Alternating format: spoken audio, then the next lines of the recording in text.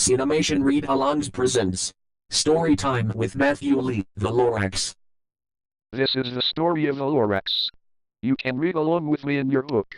You'll know when it's time to turn the page when you hear this sound.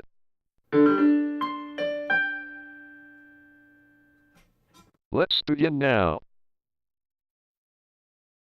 At the far end of town, where the grickle grass grows, and the wind smells slow and sour when it blows, and no birds ever sing excepting old crows, is the street of the lifted Lorax.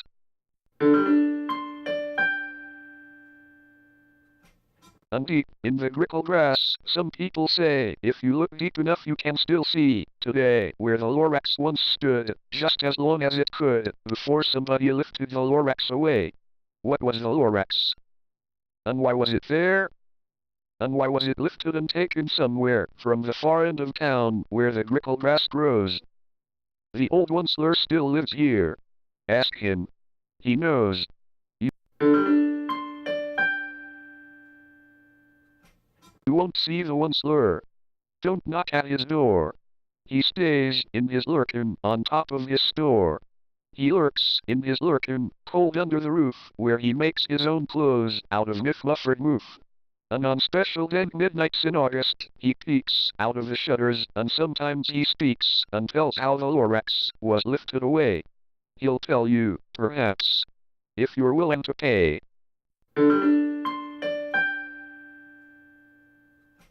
On the end of a rope, he lets down a tin pail, and you have to toss in 15 cents, and a nail, and the shell of a great-great-great-grandfather snail.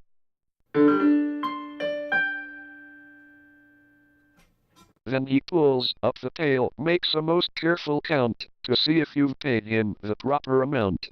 Then he hides what you paid him away in his snub, his secret strange hole in his grovulous glove. Then he grunts, I will call you, I whisper my phone, for the secrets I tell are for your ears alone.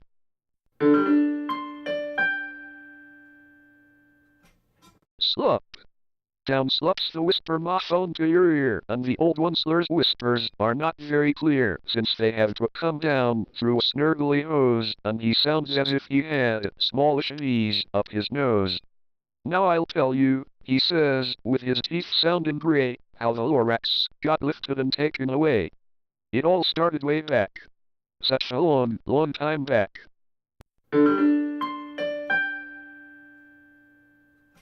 Way back in the days when the grass was still green, and the pond was still wet, and the clouds were still clean, and the song of the swoomy swans rang out in space. One morning I came to this glorious place, and I first saw the trees. The truffle trees. The bright-colored tufts of the truffle trees. Mile after mile in the fresh morning breeze.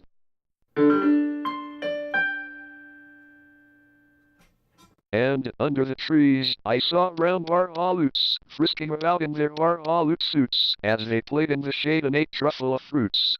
From the ripulous pond came the comfortable sound of the humming fish humming while splashing around.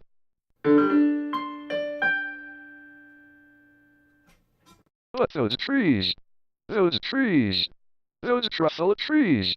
All my life I'd been searching for trees such as these. The touch of their tufts was much softer than silk, and they had the sweet smell of fresh butterfly milk. I felt a great leaping of joy in my heart. I knew just what I'd do. I unloaded my cart.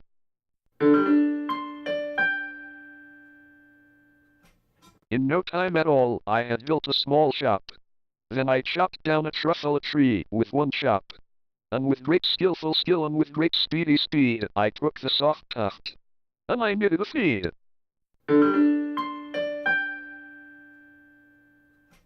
The instant I'd finished, I heard a gossip. I looked.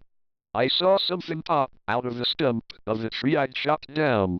It was sort of a man. Describe him? That's hard. I don't know if I can. He was shortish, and oldish, and brownish, and mossy, and he spoke with a voice that was sharpish and bossy.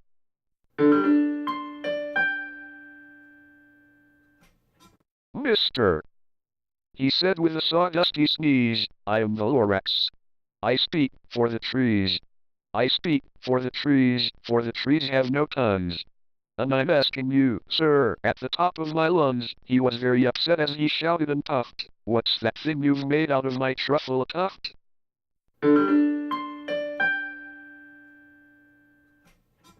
Look, Lorax, I said.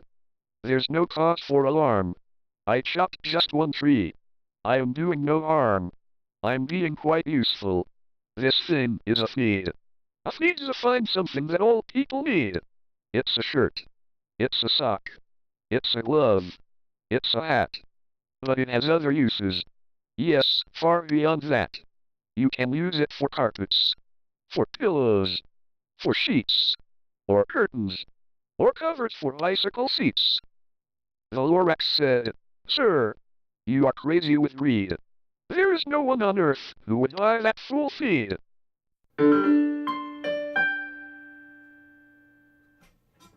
But the very next minute, I proved he was wrong. For, just at that minute, a chap came along, and he thought that the feed I had knitted was great. He happily bought it for $3.98. I laughed at the Lorax. You poor stupid guy! You never can tell what some people will buy.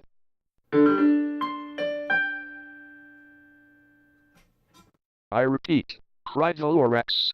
I speak for the trees. I'm busy, I told him. Shut up, if you please. I rushed across the room, and in no time at all, built a radio phone. I put in a quick call. I called all my brothers and uncles and aunts, and I said, Listen here. Here's a wonderful chance for the whole Onceler family to get mighty rich. Get over here fast. Take the road to North Nitch. Turn left at Weehawken. Sharp right at South Stitch.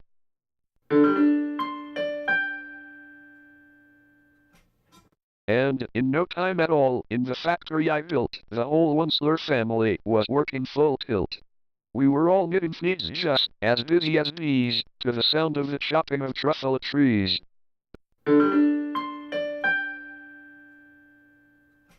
Then, oh, baby, oh, how my business did grow. Now, chopping one tree at a time was too slow. So I quickly invented my super axe hacker, which whacked off 4 truffle trees at one smacker. We were making feeds 4 times as fast as before. And that Lorax, he didn't show up anymore.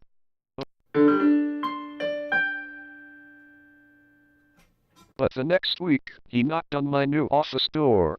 He snapped, I'm the Lorax, who speaks for the trees, which you seem to be chopping as fast as you please. But I'm also in charge of the brown bar-haloots, who played in the shade in their bar-haloot suits and happily lived eating truffle fruits. Now, thanks to your hacking my trees to the ground, there's not enough truffle fruit to go round. And my poor bar-haloots are all getting the crummies, because they have gas and no food in their tummies.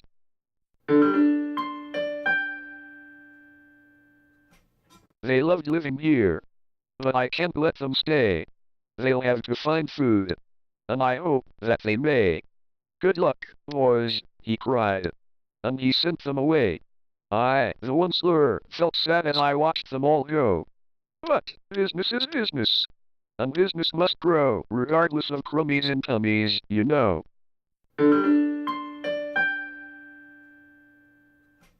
I meant no harm. I most truly did not. But I had to grow bigger. So bigger I got. I biggered my factory. I biggered my roads. I biggered my wagons.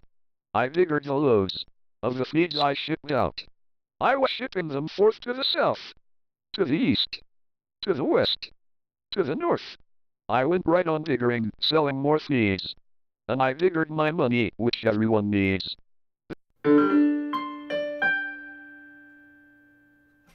Then again he came back. I was fixing some pipes when that old nuisance Lorax came back with more gripes. I am the Lorax, he coughed and he whiffed. He sneezed and he snuffled. He snarled. He sniffed. Onceler! He cried with a cruffulous croak. Onceler! You're making such smogulous smoke. My poor swoomy swans. Why, they can't sing a note. No one can sing who has smog in his throat.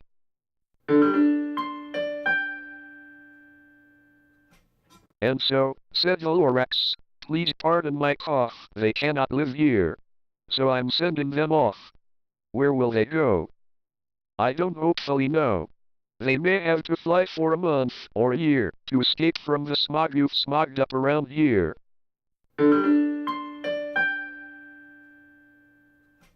What's more, snapped the Lorax. His dander was up. Let me say a few words about gluppity-glup. Your machinery chugs on, day and night without stop, making gluppity-glup. Also sloppity-slop. And what do you do with this leftover goo? I'll show you. You dirty old one-slur man, you.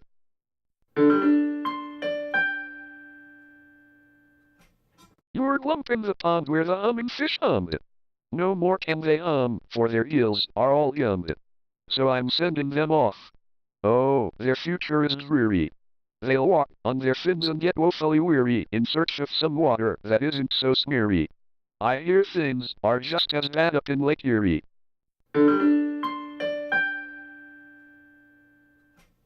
And then I got mad. I got terribly mad. I yelled at the Lorax, now listen here, Dad. All you do is yap yap and say, Dad, Dad, Dad, Dad. Well, I have my rights, sir, and I'm telling you, I intend to go on doing just what I do. And, for your information, you Lorax, I'm figuring on diggering, and diggering, and diggering, and diggering, turning more truffle trees into feeds, which everyone needs.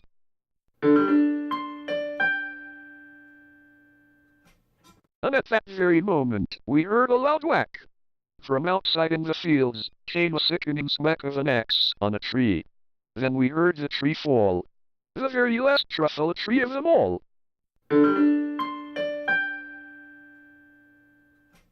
No more trees.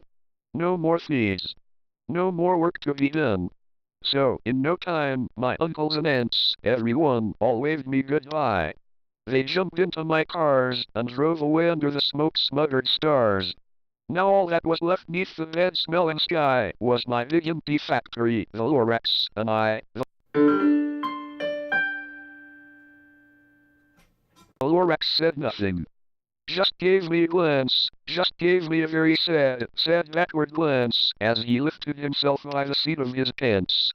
And I'll never forget the grim look on his face when he hoisted himself and took leave of this place through a hole in the smog without leaving a trace.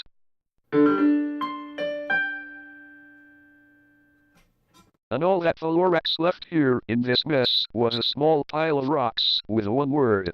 Unless. Whatever that meant, well, I just couldn't guess. That was long, long ago. But each day, since that day, I've sat here and worried away. Through the years, while my buildings have fallen apart, I've worried about it with all of my heart.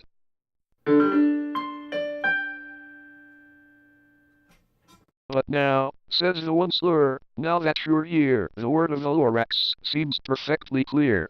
Unless someone like you cares a whole awful lot, nothing is going to get better. It's not.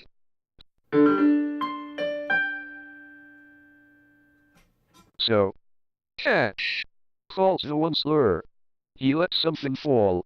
It's a truffle seed. It's the last one of all. You're in charge of the last of the truffle seeds. And truffle trees are what everyone needs. Plant a new truffle. Treat it with care. Give it clean water. And feed it with fresh air. Grow a forest. Protect it from axes that hack. Then the Lorax and all of his friends may come back.